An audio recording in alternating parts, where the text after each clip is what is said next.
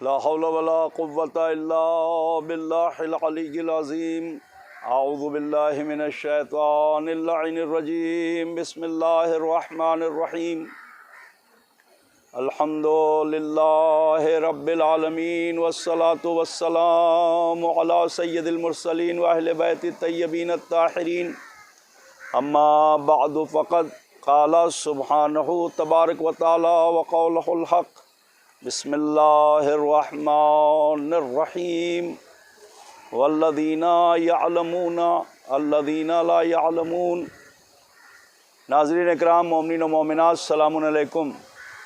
چونکہ یہ مجلس یاد میں ہے مرحومین سید ضیاء نجفی، فردوس فرزانہ نجفی، پروفیسر محمد کاظم کامران، ڈاکٹر ناظم کامران، ناصر کامران، احمد وطن خواہ، سکینہ وطن خواہ، ان سب کے اور ان کے خانوادے کے تمام مرحومین کے لیے یہ مجلس سید الشہداء رحمت آباد ایرانی شیعہ اشنا شری قبرستان سے آپ کی خدمت میں پیش کی جا رہی، تاکہ ان مرحومین کے درجات کی بلندی ہو سکے اور ان کی قبر کی برزخ کی آخرت کی منزلوں کو خدا آسان کرے۔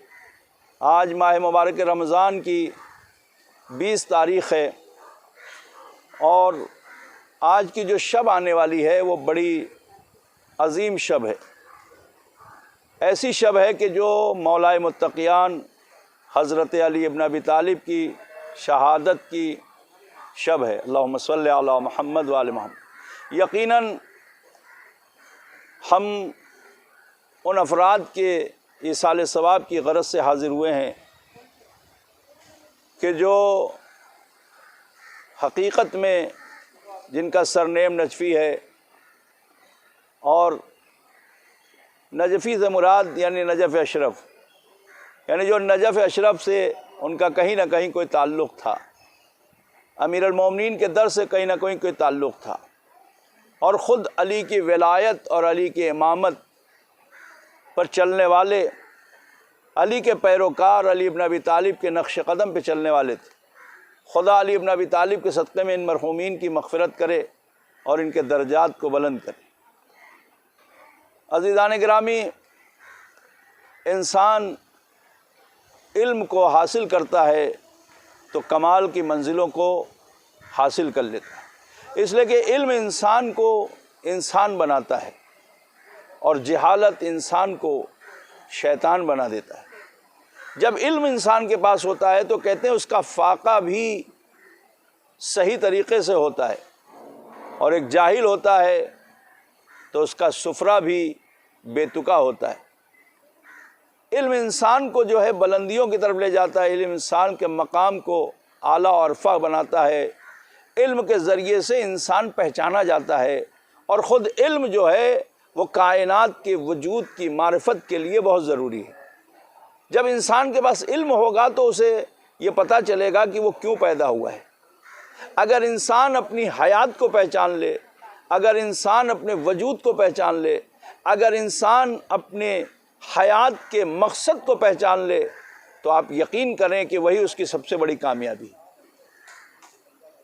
انسان سوچے، غور کرے، نوجوان ہمارے سوچیں، ہمارے تمام بزرگ سوچیں کہ ہم کیوں پیدا ہوئے ہیں۔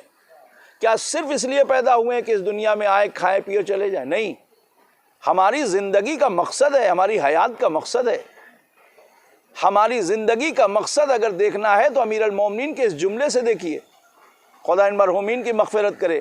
اس میں ایک پروفیسر کی بھی مجلس ہے، اس میں پڑھے لکھے افراد ہیں، وہ لوگ کی جو تعلیم سے اور جو علم سے وابستہ تھے۔ علم انسان کو، میں نے کہا کہ معراج کی بلندیوں تک لے جاتا ہے۔ یہ تمام افراد کو خدا مرحومین کو مغفرت کرے، ان کے درجات کو بلند کرے۔ اہل بیت اطہار کی عظمتوں کے صدقے میں، شہداء کربلا کے صدقے میں، امیر المومنین کا وہ جملہ کہ جس میں مولا کائنات ہماری حیات، ہماری زندگی کا مقصد بتا رہے ہیں۔ امیر المومنین ہمیں بتا رہے ہیں کہ دیکھو اصل حیات کیا ہے۔ اگر آپ امیر المومنین کی زندگی کو اٹھا کے دیکھیں تو پوری زندگی علی ابن ابی طالب کی فضائلوں سے بھری پڑی ہے۔ فضائل کیا ہے؟ فضائل یہ ہے کہ بستر پیغمبر پر سوئے، دوش پیغمبر پہ بلند ہوئے، بت شکنی کی، یہ تمام تر چیزیں وہ تھیں کہ جو مولائے متقیان حضرت علی بن ابی طالب علیہ السلام نے حاصل کیا، مگر کسی لمحہ حتیٰ کہ لہجہ پروردگار میں اللہ نے اپنے آپ کو پیش کیا ہے۔ اور اس کے بعد آپ غور کریں، میں چند باتیں کہہ کے بات کو ختم کر رہا ہوں۔ میرے دوستوں، میرے عزیزوں، میرے بزرگوں، خدا آپ کو سلامت رکھے، خدا آپ پر رحمتیں نازل کرے، سننے والوں پر اس وقت جو بیماری پھیلی خدا ہر ایک کو محفوظ رکھے۔ مولا کا یہ جملہ اس وقت کہ جب آپ سجدے میں تھے، ابن ملجم نے آپ کے سر پہ ضربت لگائی تو امیر المومنین کا ایک جملہ ملا کہ فزت ورب الکعبہ، کعبے کے رب کی قسم، رب کعبہ کی قسم، آج علی کامیاب ہو گیا۔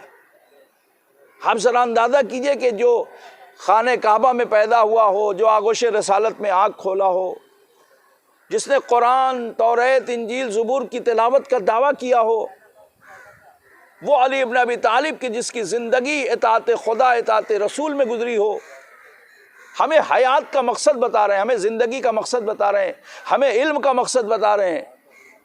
اس لیے کہ پیغمبر نے آپ کے لیے فرمایا اور اپنے لیے فرمایا کہ انا مدینۃ العلم وعلی بابھا، پیغمبر کہہ رہے ہیں کہ میں شہر علم ہوں، علی اس کا دروازہ ہے۔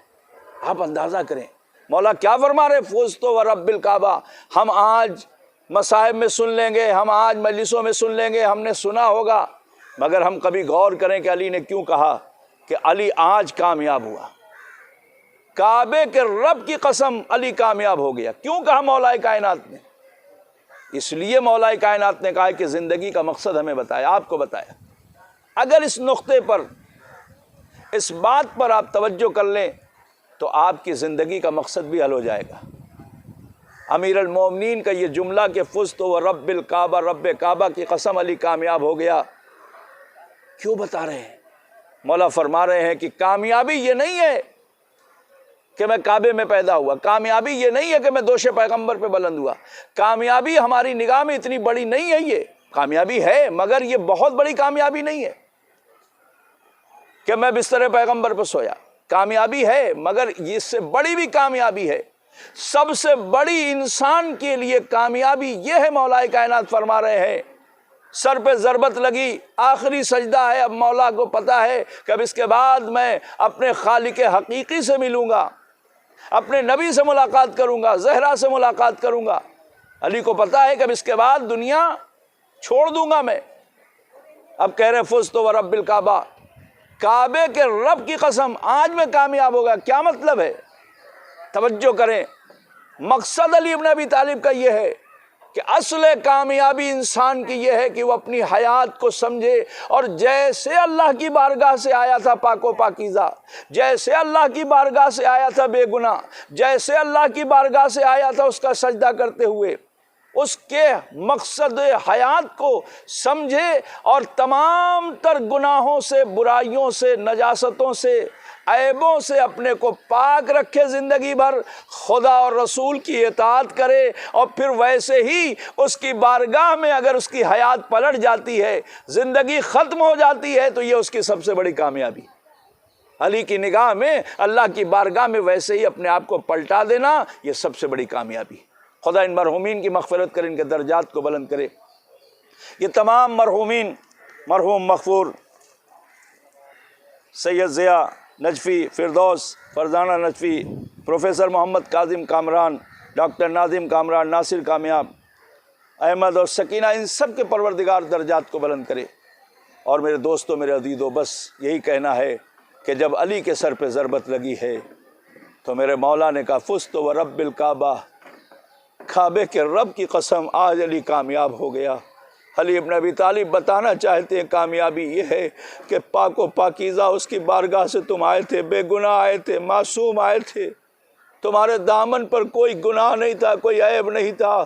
جب اس کی بارگاہ کی طرف پلٹو تو پھر ویسے ہی پاک و پاکیزہ جاؤ، ویسے ہی بے گناہ جاؤ، ویسے ہی کسی بھی معصیت کو انجام نہ دو بلکہ اس کی بارگاہ میں پلٹ جاؤ۔ یہی وجہ ہے کہ علی کی زندگی میں سب سے بڑی کامیابی یہ ہے کہ اللہ کی بارگاہ میں پلٹایا۔ اور یہ بتایا ایک اور مقصد حیات علی کا تھا، سجدے میں علی نے سر اپنا رکھ دیا، اور اس کے بعد علی بتا رہے ہیں کہ دیکھو دنیا یہ سوچ رہی تھی کہ علی خدا ہے، مگر علی نے سجدے میں سر رکھ کے اور اپنے سر پہ ضربت ابن ملجم کی علی کو جو لگی تو اس سے یہ بھی بتایا کہ دیکھو اگر میں خدا ہوتا تو میں سجدے میں قتل نہ ہوتا، میری شہادت سجدے میں نہ ہوتی، بلکہ میں تو خدا کا ایک بندہ ہوں کہ جس کے سر پر خدا کے ایک ملعون بندے نے ضربت لگائی، اور اس کے بعد علی کو اٹھایا گیا، علی کو دفن کیا گیا۔ جب علی کے بچے پلٹ کے آئے تو کیا دیکھا کہ خرابے میں ایک شخص پڑا ہوا ہے، اور وہ جو ہے بے چین ہے۔ امام حسن نے اسے کھانا کھلایا اور کہا بھائی تو کیوں رو رہا ہے؟ کہا اس لیے کہ 3 دن سے میرا محسن نہیں آیا ہے، مجھے کوئی اپنے ہاتھوں سے کھانا کھلاتا تھا۔ امام حسن نے سر و سینہ پیٹا، کہا وہ کوئی اور نہیں تھا بلکہ میرا بابا علی مرتضیٰ تھا جو اپنے ہاتھوں سے تمہیں آ کے کھانا کھلاتا تھا۔ میں نے ابھی اسی ہاتھوں سے اپنے بابا کو سپرد خاک کیا ہے، میں نے ابھی اپنے بابا کو اس دنیا سے رخصت کیا ہے۔ ناظرین و سامعین، خدا اس مجلس کو قبول فرمائے، ان مرحومین کی مغفرت کرے، اور پروردگار سے دعا ہے کہ میرے معبود ہم سب کو ہر آفت ہر بلا سے محفوظ فرما۔ آپ سب سے گزارش ہے کہ 1 مرتبہ سورہ حمد، 3 مرتبہ سورہ قل هو اللہ کی تلاوت کر کے ان تمام مرحومین کی روح کو ایصال کر دیں تاکہ خدا ان کے درجات کو بلند کرے۔ والسلام علیکم ورحمۃ اللہ وبرکاتہ۔